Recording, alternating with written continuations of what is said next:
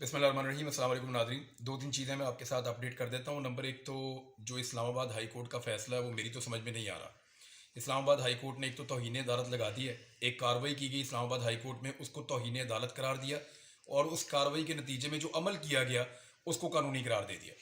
यानी इमरान खान की गिरफ़्तारी जो है वो कानूनी है, लेकिन गिरफ़्तारी जो की गई है वो तौहीन अदालत है। अब इस किस्म के इंसाफ जब पाकिस्तान में होंगे तो पाकिस्तानी अदलिया जो है वो, मेरी दानिश में, मैं एक छोटा सा तालिब इल्म हूँ, तफसीली फ़ैसला आएगा तो पता चलेगा। तो मुझे तो ये समझ आ रही है कि 129वें नंबर पे हम बिला वजह नहीं हैं। और इस्लामाबाद हाई कोर्ट से पाकिस्तान तहरीक इंसाफ को पहले भी कोई उम्मीद नहीं थी, और उनके वकला कई मरतबा अदम एतमाद कर चुके हैं chief justice Islamabad high court के ऊपर। अब आ जाएँ दूसरे मामले की तरफ कि अपने आसपास शरपसंदों के ऊपर नज़र रखें आप लोग। अगर आप एहतजाज कर रहे हैं और किसी किस्म के जुलूस में, जलसे के अंदर आप शामिल हैं, तो कोशिश करें कि आपके पास कोई ऐसा शरपसंद ना हो जो इमलाक को नुकसान पहुंचाने की कोशिश करे। कई एरियाज़ में सीधे फायर किए गए हैं, लोग ज़ख्मी हुए हैं, उनकी हालत गैर है, लोगों को अस्पताल पहुंचाया जा रहा है, और कुछ लोगों की शहादतें भी रिपोर्ट हुई हैं। अल्लाह ताला पाकिस्तान की खैर करे।